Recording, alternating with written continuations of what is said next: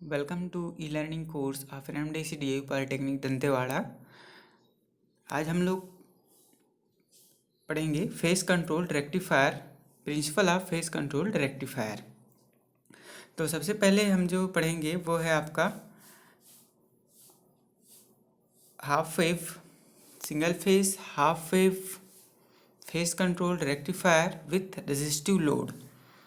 इसको आपको फिर से ध्यान देना होगा कि ये जो टॉपिक है इसका नाम है एक्चुअल में principal of phase control rectifier, लेकिन जो हम लोग सर्किट डायग्राम इसमें जो पढ़ने जा रहे हैं वो है single phase half wave phase control rectifier with resistive load, क्योंकि इसका क्वेश्चन इस तरीके से भी आता है। तो सिंपल हम लोग इसके कंस्ट्रक्शन पे ध्यान देते हैं। तो इसमें जो थायरिस्टर टी आपको डायग्राम में दिख रहा है सर्किट डायग्राम में, तो ये जो थायरिस्टर टी है वो लोड रेजिस्टेंस के साथ सीरीज में जुड़ा होता है तथा इसके across supply voltage V S equal to V M sine omega T provide किया जाता है। अब इसके वर्किंग भी अपन आते हैं। तो इसमें आपको ध्यान देना पड़ेगा, जैसे कि इसका ग्राफ इधर रिप्रेजेंट किया गया हुआ है राइट साइड में। तो इसमें सप्लाई वोल्टेज वी एस दिया हुआ है। तो जो जैसे कि हम जानते हैं कि जो अपना एसी का साइकिल है उसका दो साइकिल चलता है, एक पॉजिटिव हाफ साइकिल और एक निगेटिव हाफ साइकिल। तो 0 से लेके पाई तक जो दिख रहा है आपका ग्राफ में जो वी एस दिया हुआ है वहाँ पे 0 से लेके पाई तक ये इसका पॉजिटिव हाफ साइकिल चलता है एसी का, और पाई से लेके 2 पाई तक निगेटिव हाफ साइकिल चलेगा। ऐसे ही 2 पाई से 3 पाई तक फिर से आपका पॉजिटिव हाफ साइकिल आ जाएगा और 3 पाई से 4 पाई तक निगेटिव हाफ साइकिल। तो इस तरीके से पॉजिटिव और निगेटिव चलते रहता है। उसके बाद जो नीचे ग्राफ दिया हुआ है आपका, जो इसमें जो आईजी दिया हुआ है, आईजी मतलब क्या है आपका गेट पल्स है।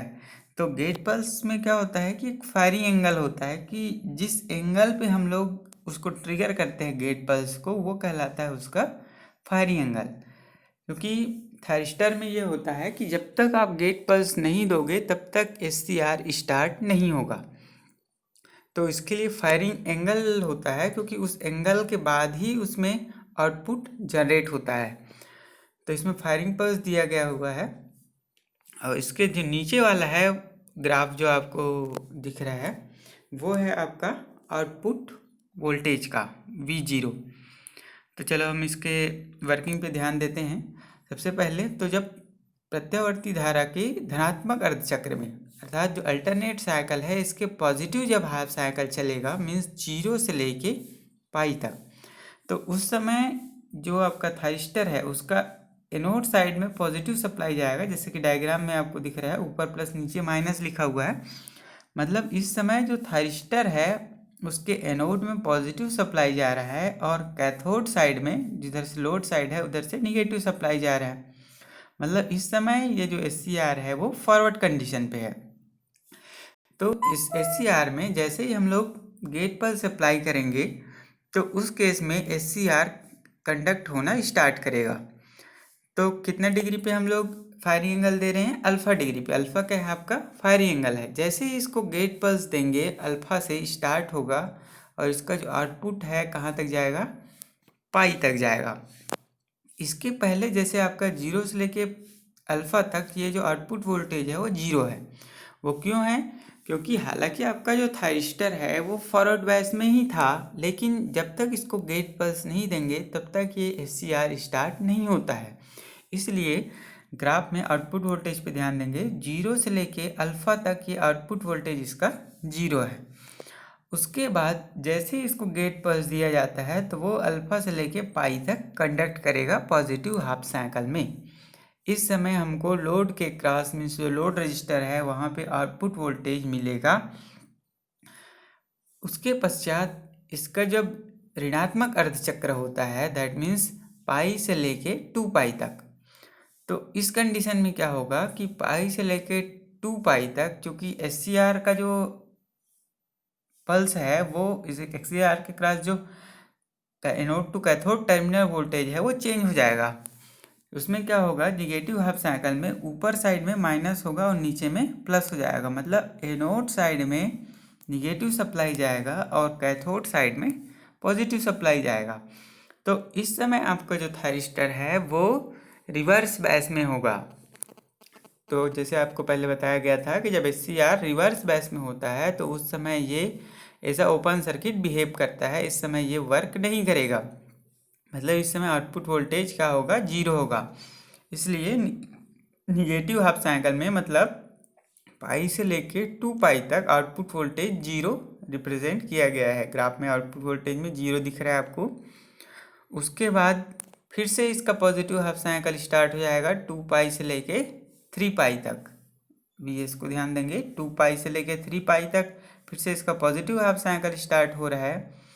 तो इस समय क्या होगा, फिर से जब पॉजिटिव हाफ साइकिल आएगा तो ऊपर साइड प्लस और नीचे साइड माइनस होगा, मतलब एनोड पे आपका पॉजिटिव जाएगा और कैथोड पे निगेटिव जाएगा। तो उसमें फिर से थायरिस्टर T1 जो है आपका फॉरवर्ड बैस में होगा। फिर जैसे ही हम लोग गेट पल्स देंगे तो 2 पाई प्लस अल्फ़ा है ना, 2 पाई से स्टार्ट नहीं होगा क्योंकि उससे हम लोग गेट पल्स नहीं दिए हैं, अल्फ़ा डिग्री के बाद उसको गेट पल्स मिलना चालू हो रहा है। तो जहाँ से गेट पल्स आपको, गेट पल्स का जो लाइन है वहाँ से स्टार्ट हुआ तो 2 पाई प्लस अल्फ़ा से 3 पाई तक इस समय SCR कंडक्ट करेगा।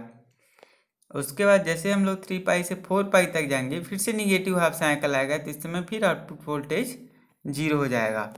तो इस तरीके से जो SCR है, जब single phase half wave SCR की हम बात करते हैं तो उस समय यह केवल हाफ साइकिल में ही, पॉजिटिव हाफ साइकिल में ही कंडक्ट करेगा और निगेटिव हाफ साइकिल में आउटपुट वोल्टेज 0 होगा। अब इसमें क्या है कि ये जो आपका था वेव फॉर्म जो दिख रहा था वो आपका आउटपुट वोल्टेज का था। हम लोग आउटपुट करंट की बात करते हैं। तो जैसे आपको इलेक्ट्रिकल सर्किट में बताया गया था कि जब रेजिस्टिव लोड होता है तो उस केस में वोल्टेज और करंट दोनों सेम फेस में होते हैं। आपको हमेशा याद रखना है कि जब भी आप रेजिस्टिव लोड की बात करेंगे तो उसमें वोल्टेज और जो करंट होगा वो सेम फेस में होता है।